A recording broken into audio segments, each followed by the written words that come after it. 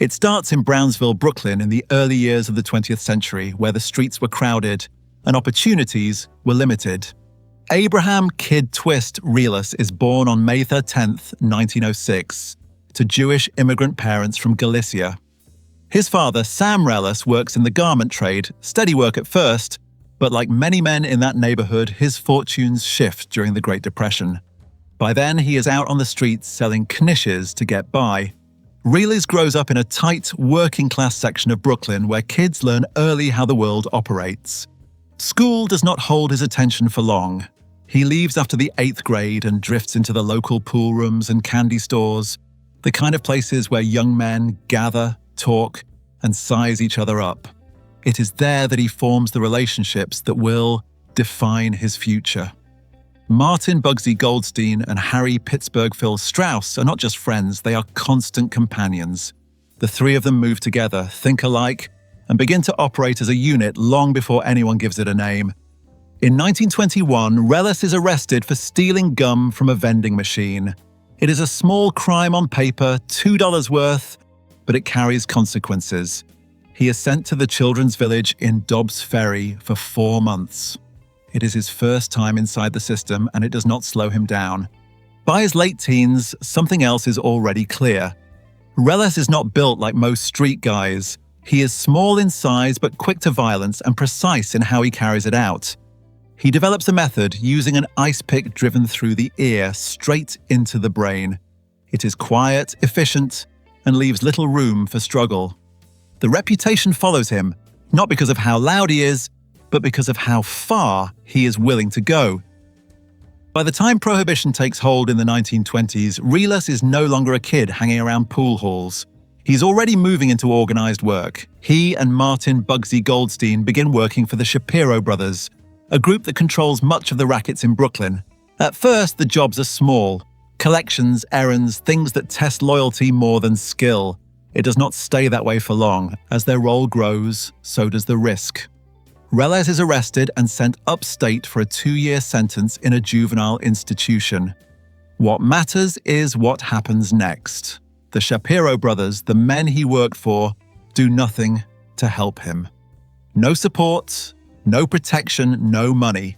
He does his time alone and he does not forget it. When he comes out, the direction changes. Reles reconnects with Goldstein and brings in George DeFeo.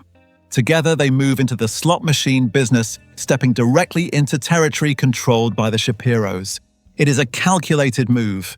Through DeFeo's connections, they reach Meyer Lansky, already a powerful figure with an eye on expansion. Lansky wants access to Brooklyn's working-class neighborhoods. Reles and his crew can provide it. In return, they get backing, protection, and the kind of support that keeps you alive when territory turns violent.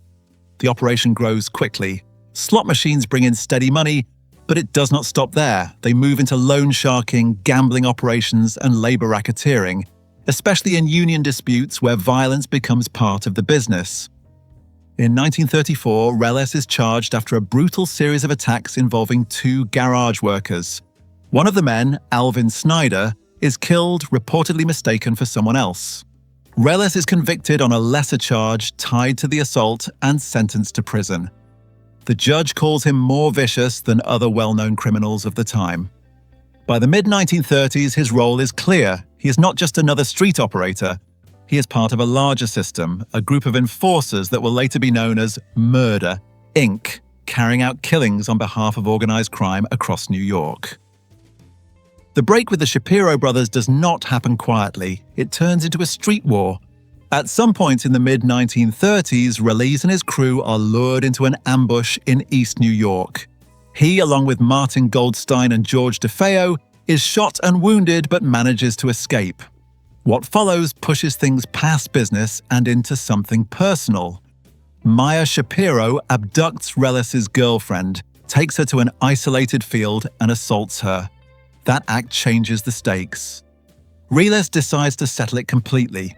He brings in Frank Dasher Abandando and Harry Happy Maione, both experienced killers tied to Murder, Inc. They have their own reasons for getting involved, control of territory, and rackets that the Shapiros still hold.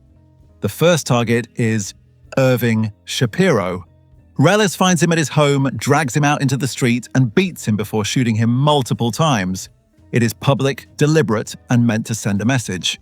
Not long after, Maya Shapiro is located. This time, there is no struggle. Reles shoots him in the face, ending it quickly. The last brother, William Shapiro, takes longer. Years pass before they get to him. When they do, he is abducted off the street and taken to a hideout. He is beaten severely, then placed inside a sack and driven out to Canarsie, Brooklyn. They begin to bury him while he is still alive. The job is interrupted when someone nearby notices movement, forcing the group to flee. His body is later recovered, and the autopsy confirms he was buried alive. By the end of it, the Shapiro brothers are gone. Their operation collapses, and Reles, along with his associates, steps into the space they left behind, holding control through the same methods that got them there.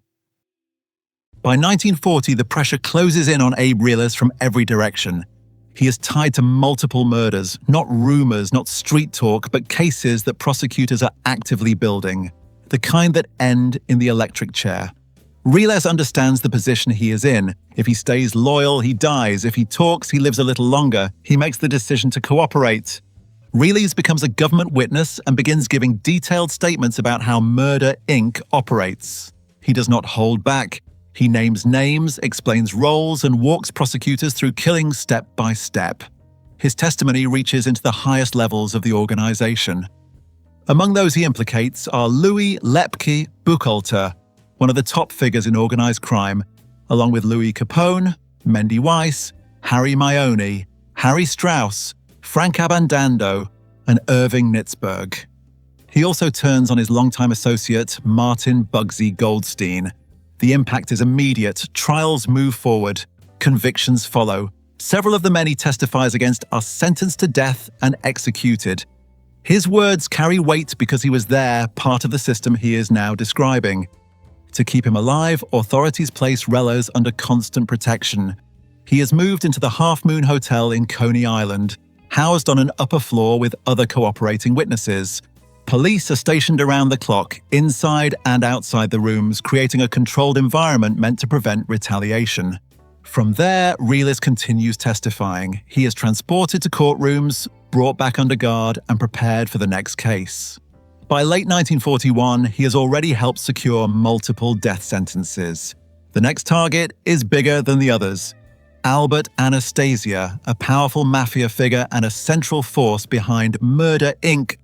Reles is scheduled to testify against him on November 12, 1941.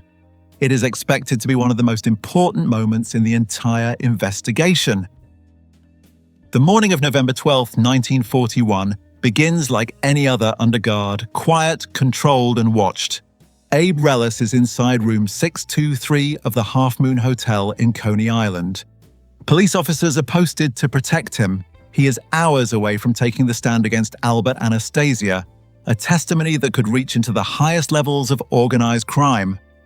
Sometime between 3 a.m. and 6:30 a.m., that protection fails. Reles goes out the window. Investigators later piece together what they believe happened. Bed sheets are tied together, forming a makeshift rope. A length of wire is attached to a fixture in the room, meant to support his weight as he lowers himself down toward a window on a lower floor. The setup does not hold. The wire comes loose and Reles falls from the 6th floor, landing on a 2nd floor ledge. The injuries are severe. A fractured spine, internal bleeding, damage to the liver and spleen. He dies from the impact. Within hours, the case he was meant to testify in is affected. Reles was scheduled to appear in court that same day against Anastasia. That testimony never happens. Attention turns quickly to the men assigned to guard him. 5 officers are later demoted. Questions are raised about how a high-value witness under constant supervision could reach a window, assemble a rope, and attempt an escape without intervention. The scene is explained, but it is not settled. From the moment Abe Reles hit that ledge, the questions started. He was one of the most important witnesses in the country, under constant police protection, hours away from testifying against Albert Anastasia. Then, he was gone. The explanation came quickly, but it did not convince everyone. The official version pointed to an attempted escape. Investigators focused on what was found inside the room: bed sheets tied together, a wire fastened to a fixture, scrape marks on a lower window that suggested Reles had tried to reach it. The conclusion was that the setup failed and he fell. But almost immediately, another possibility took hold. Reles had sent multiple men to the electric chair. He was preparing to testify against one of the most powerful figures in organized crime. That kind of position makes enemies and it creates motive. There were claims that the fall was arranged, that someone had reached the guards. One allegation pointed to Frank Costello, with reports that money may have been offered to ensure Reles never made it to court. None of it was proven. The questions did not stop with motive. They moved to procedure. Who was in charge that night was never clearly established. Evidence was mishandled or not fully examined. There was a gap in time between when Reles was last seen alive and when his body was discovered. The security that was supposed to protect him showed cracks under scrutiny. In 1951, a grand jury reviewed the case. After examining the available evidence, they ruled his death an accident. They stated that Reles had attempted to lower himself from the window and that the makeshift rope could not support his weight. Even with that ruling, the doubts remained. There is no definitive proof that he was pushed. There is no definitive proof that he jumped. And decades later, the same question still lingers. What really happened in room 623 that morning?